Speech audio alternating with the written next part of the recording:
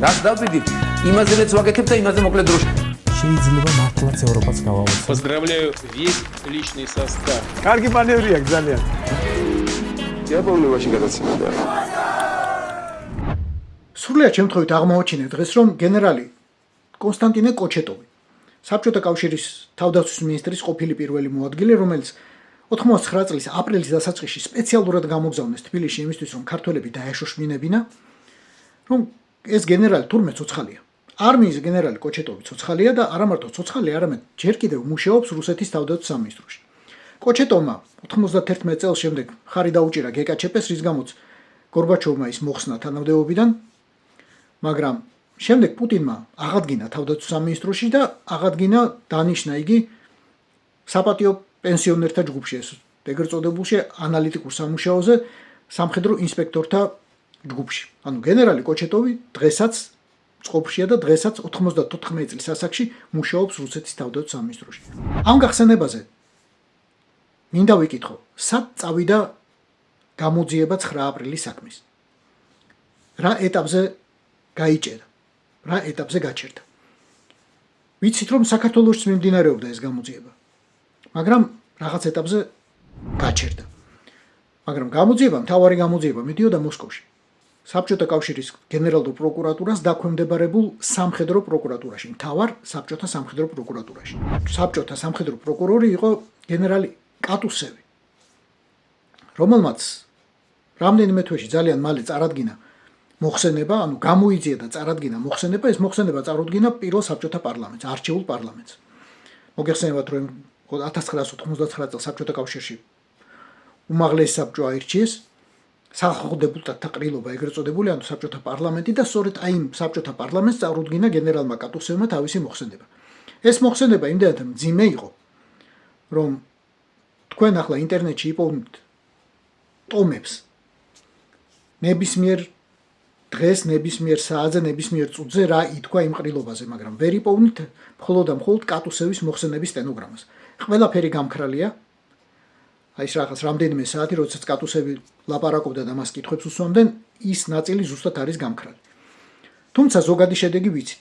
ამ გამოძიების ზოგადი დასკვნა ვიცით, რომ ეს 16 წლის გოგოები, თურმე ქართველები და 70 წლის ქალები მისდევდნენ ფერგანადან ჩამოყვანილ რუს მედესანტეებს და ხოცავდნენ მათ, სამაგეროთ ისევ ეს ქალები დაიხოცდნენ, ერთმანეთი გადაჯეგეს თურმე, მაგრამ საბჭოთა პროკურატურის და სამხედრო პროკურატურის დასკვნით სწორედ ასე იყო, რომ მომიტინგეები, ქალები, მოხუცები და ახალგაზრდები დაძდევდნენ საწყალ მედესანტეებს და შინაგანი ჯარების საწყალ ჯარისკაცებს და ომონს, რომელიც ფრუნზედან და რავი, საიდან აღარ ჩამოიყვანეს.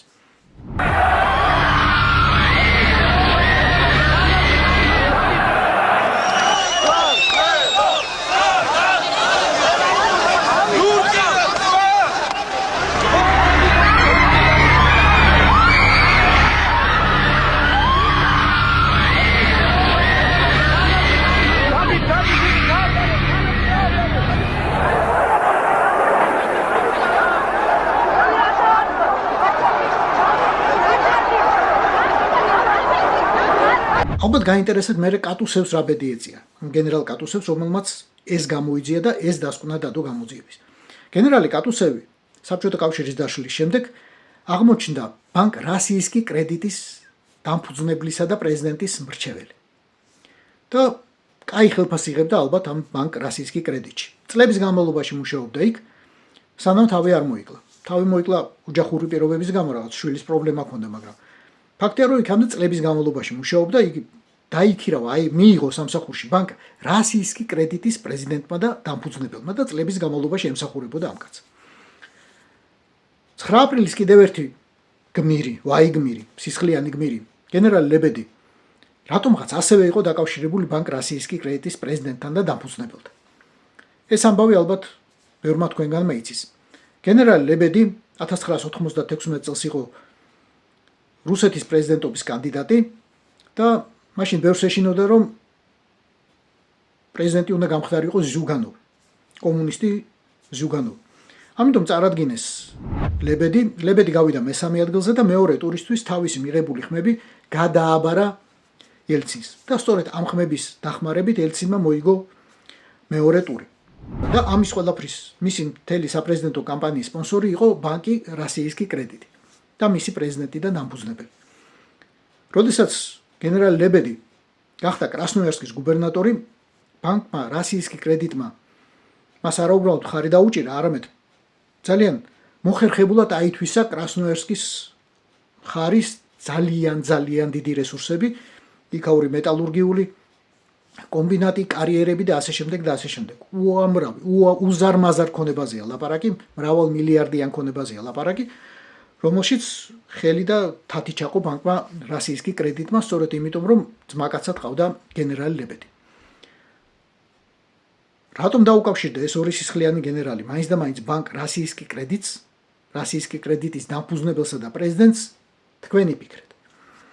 მაგრამ მე მგონია, რომ როდესაც ახლა ჩვენ და მათი ახლობლები მივალთ და 9 აპრილს ან აღდგომის დღეს წითელ კვერცხს დავდებთ 9 აპრილს დაღუპული ქალების საფლავებზე, ბანკ რასიისკი კრედიტის პრეზიდენტი და დამფუძნებელი ან თვითონ მივა, ან ვიღაცის ხელით გააგზავნის წითელ კვერცხებს კატუსევისა და ლებედის, თბილისის ჯალათების საფლავებზე.